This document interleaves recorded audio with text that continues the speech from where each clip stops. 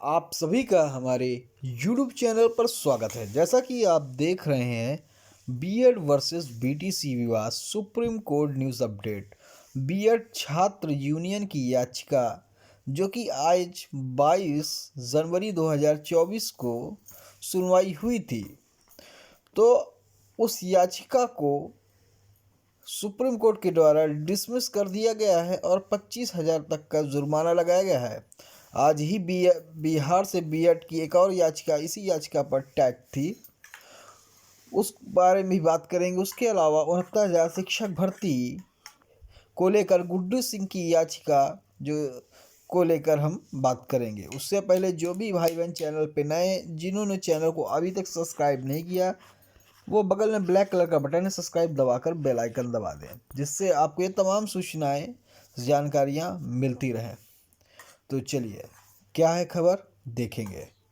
चलिए देखिए, आप देख सकते हैं बीएड छात्र welfare association versus union of India, जिसकी आज 22 तारीख को सुनवाई थी और ये मामला देखेंगे डिस्पोज हो चुका है, जो कि निस्तारित हो चुका है। और आप यहाँ पर देख सकते हैं स्टेटस इसका देख सकते हैं। यहाँ पे लिखा है डिस्पोज, चूँकि निस्तारित कर दी गई है। और टाइप देखेंगे तो यहाँ डिसमिस कर दी गई है। ठीक है, तो ये याचिका रद्द कर दी गई है, डिसमिस कर दी गई है, चूँकि ये याचिका बीएड छात्र वेलफेयर एसोसिएशन की तरफ से थी, जो कि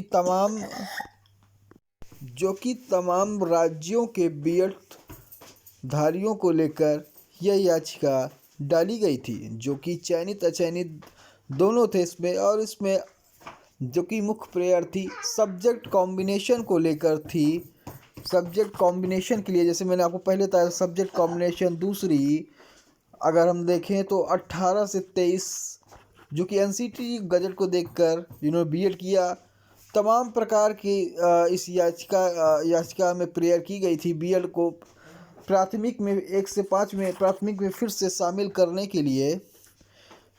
और देखें तो कोर्ट की अगर आप लाइव बहस उसमें देखें, जिस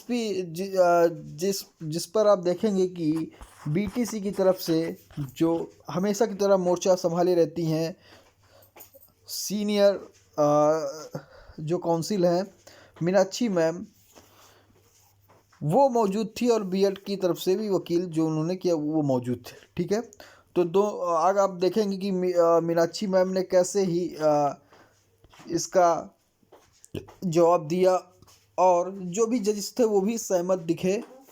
और बीएड के वकील को अगर देखें तो जज साहब के द्वारा तलक टिप्पणी भी की गई।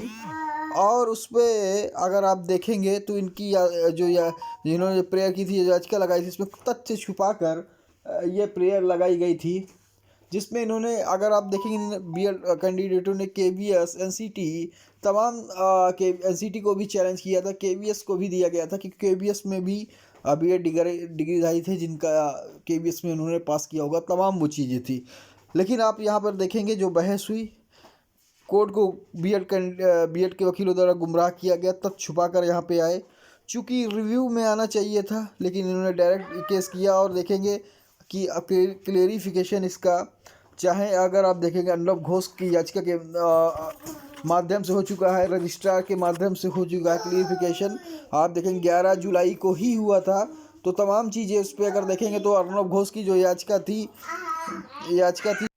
तो आपने देखा 11 जुलाई को भी याचिका अर्नब घोष की क्लियरिफिकेशन की, जिसमें उन्होंने 2020 में जो असिस्टेंट टीचर भर्ती को लेकर वो छूट मांग रहे थे कि उनको किया जाए, तो उसमें भी नहीं किया गया, कि चूँकि 2018 का एनसीटी का गजट पर रद्द है।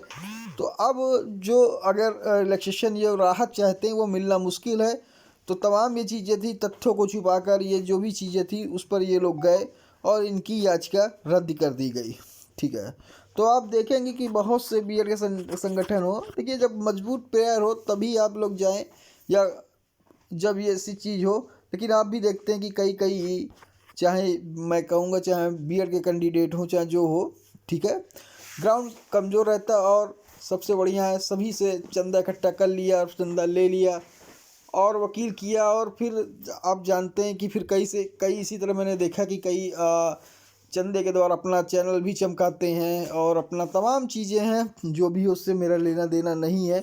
लेकिन इसमें वही कैंडिडेट या वही बीएड अभ्यर्थी बेचारा मात खा जाता है जो 1000 500 1500 रुपये इन सभी को विश्वास में लेकर दे देता है और वो उन सभी चीज़ों का हिसाब दें या चाहे ना दें, पैसा तो वही कैंडिडेट का मारा जाता है जो बेचारा विश्वास में दे देता है और होता कुछ नहीं है। सब चीज़ पता रहता है कि क्या है। और काफ़ी बीएड के कैंडिडेट जो पहले थे, जो अगर जिसकी बात करें देवेश शर्मा की, वो भी रिव्यू के अगर माध्यम से कह रहे थे तो ये तत्काल ये कूद जाते। और तमाम और कैंडिडेट जो बीएड के अभ्यर्थी है जो सोचता है कि शायद हमारा ये हो जाएगा, तो वो अपना चंदा देता रहता है और सभी चंदा जो देकर ये सब चीज़ बर्बाद हो जाता है। और काफ़ी चीज़ अगर देखेंगे तो इसी चंदे की वजह से काफ़ी नेता भी बन बैठते हैं और अपना पैसा सेव कर लेते हैं और वो तमाम चीज़ें, तो उससे मैं कहना वो सभी कैंडिडेट जानते भी हैं जो भी साथ में है। लेकिन बेचारा वो अंतिम श्रेणी का जो भी, चाहे बीएड हो चाहे बीटीसी हो, बीएड अभ्यर्थी, ठीक है, वही सभी इसमें उन्हीं को राहत नहीं मिल पाती है।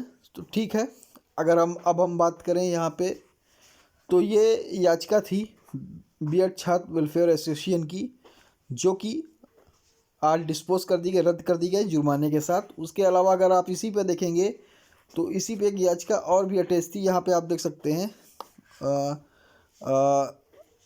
एक याचिका यहाँ पे और भी यहाँ पे देख सकते हैं, एक मिनट। हाँ, ये भी एक state Raman Kumar versus state of Bihar, आज ये 22 तारीख को ये भी याचिका लगी हुई थी और इसी बीएड छात्र वेलफेयर एसोसिएशन के साथ अटैच थी। चूँकि ये भी डिस्पोज हो चुकी है और ये भी डिसमिस हो चुकी है, यहाँ पे आप देख सकते हैं, यहाँ पे डिसमिस कर दी गई है ये भी याचिका। और इसमें अगर देखें तो बीएड छात्र एसोसिएशन के द्वारा याचिका को वापस लेने की भी उनकी वकील कह रहे थे, जब सुप्रीम कोर्ट के जजेस द्वारा तक टिप्पणी की गई और वहाँ से उनको काफ़ी डाटा गया, सुनाया गया, तो वो इस याचिका को वापस लेना भी चाह रहे थे और विड्रा करना चाह रहे थे। लेकिन आप यहाँ पे देखिए तो यहाँ पे डिसमिस याचिका कर दी गई, रद्द कर दी गई है। तमाम चीज़ देखेंगे तो ये जो रमन कुमार वर्सेस स्टेट बिहार, ये भी इसके साथ अटैच थी। अगर देखेंगे तो इसमें भी डिस्पोज हो गया और ये भी याचिका रद्द कर दी गई। और देखिए यहाँ पर हम उनका ट्वीट दिखाएंगे, देवेश शर्मा जो कि बीएड के मुख्य याचिकाकर्ता थे, जो राजस्थान से लेकर इसको सुप्रीम कोर्ट गए थे। और तमाम आपने देखा इन्होंने तमाम भर्तियां, चाहे पश्चिम बंगाल की हो, चाहे उत्तर प्रदेश की 69,000 भर्ती हो, या बिहार 6 फेस की भर्ती हो, तमाम भर्ती के बारे में उन्होंने बताया कि ये सभी सब्जेक्ट टू आउटकम में ले गई थी। और इनके काफ़ी ट्वीट्स और इन्होंने काफ़ी चीज़ उसमें बताया, वो मैंने आपको पिछले वीडियो में बता दिया था। जो भी साथी है पिछला वीडियो देख सकते हैं। तो देखिए इन्होंने इस याचिका को लेकर इन्होंने ट्वीट किया है, जिसमें इन्होंने लिखा है कि जस्टिस खुद बोल रहे हैं कि कोई तथ्य रह गए हैं तो रिव्यू में जाइए, लेकिन पता नहीं क्या सोचकर लोग केस किए थे। इन लोगों को जो गाइड कर रहा था उसके पास खुद कोई टीईटी पास नहीं है। तो जो खुद गाइड कर रहा था, इन लोगों को केस कर रहा था, वो खुद ही टीटी पास नहीं है। तो समझ लीजिए चंदे का धंधा है, जब खुद वो टीटी पास नहीं है। देवेश शर्मा जो कि इनका ट्वीट ये बड़ा वायरल हो रहा है, इसमें बता रहे हैं कि रिव्यू का ये ऑप्शन बता रहे हैं और जो भी केस किया वो खुद ही टीटी पास नहीं है और केस करना चला गया। ठीक है, तो आप देख सकते हैं किस तरह बीएड के जो भी और भी भाई हैं वो कैसे मिसगाइड हो रहे हैं, तमाम चीज़ें हैं। ठीक है, अब हम बात करेंगे Guddu Singh versus union of India. तो आप देखेंगे कि 22 तारीख को केस लगा हुआ था, लेकिन फिर आप देखेंगे कुछ दिन बाद ये चेंज हो जाता है। उसके बाद ये केस रजिस्ट्रार के पास लग जाता है, जो कि सीएल नंबर देखें, क्लास नंबर देखेंगे 26 पे लग गया। और 23 तारीख यानी कल 23 जनवरी को ये रजिस्ट्रार की कोर्ट में ये रजिस्टर्ड हो जाता है। चूँकि आप देखेंगे कि 22 तारीख को लगा था, क्यों नहीं हो पाया, तो आप देखेंगे कि जब इसकी डेट लगी हुई थी उस पर नोटिस से राज्य सरकार को, एनसीटी को और तमाम जो भी पार्टियां थी सभी को नोटिस जारी कर दी गई थी। अब इस पर यूपी में 69,000 भर्ती से संबंधित था, तो अब यूपी सरकार भी अपने इस पर काउंटर या इसमें दाखिल करेगी, जवाब अपना दाखिल करेगी। चूँकि जवाब नहीं दाखिल हुआ था इसीलिए रजिस्ट्रार कोर्ट में लग गया, अब यहाँ पे दाखिल करेगी। इसके बाद गुड्डू सिंह जो है याचिकाकर्ता जो ये गए थे सुप्रीम कोर्ट, ये अपना दाखिल करेंगे। इसके बीएड कैंडिडेट जो आईए के माध्यम से इसमें जुड़े हुए हैं वो भी अपना इसमें जवाब दाखिल करेंगे। और उसके बाद अगर आप देखेंगे उसके बाद ये जैसे जैसे जवाब दाखिल हो जाते हैं तो ये तुरंत इसकी डेट फिक्स हो जाएगी। और मेरे ख्याल से डेट फिक्स हो जाएगी और दो तीन एक से दो ही डेट ज़्यादा होंगी और इस पे इस याचिका का निर्णय आ जाएगा। ठीक है, चूँकि ये 69,000 शिक्षक भर्ती से अब यूपी सरकार का जो दाखिल करेगी जवाब क्या करती है।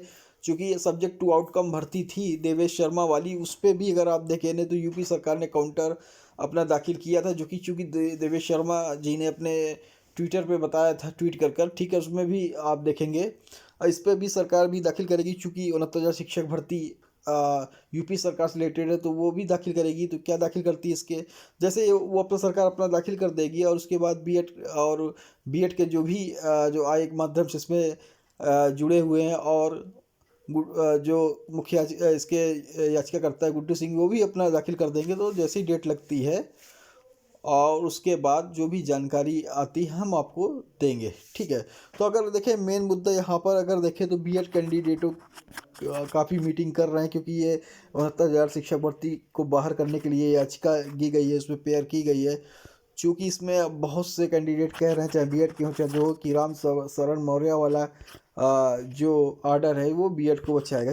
ठीक है, बीएड को बचाएगा, लेकिन तब जब ये राम शरण मौर्य का जब ऑर्डर आया था तब एनसीटी का जो कि 2018 का नोटिफिकेशन है वो रद्द नहीं हुआ था। ठीक है, तो इसलिए रद्द नहीं हुआ था चूँकि, और जो रामशरण मौर्य का जो ऑर्डर था उसमें बीएड को कट ऑफ को लेकर था। ठीक है, और चूँकि जब एनसीटी का जब ऑर्डर रद्द नहीं था तो फिर वो सुप्रीम कोर्ट में वो मामला जाएगा कैसे। ठीक है, तो ये रामशरण मौर्य का जो ऑर्डर था वो कट ऑफ से रिलेटेड था, जो कि कपिल सिब्बल सर ने भी उस दिन बताया। और बिहार 6 फेज की भर्ती पर भी इस पर काफ़ी अगर देखें तो बहस हो चुकी थी।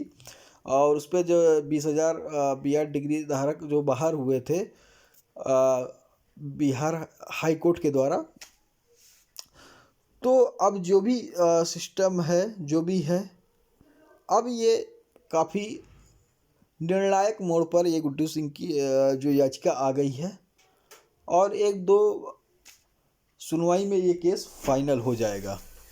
तो देखिए इस पर अब जो भी बहस होगी या जो भी जानकारी हम आपको देते रहेंगे। बस चैनल को लाइक सब्सक्राइब शेयर कर लें। जय हिंद, जय भारत।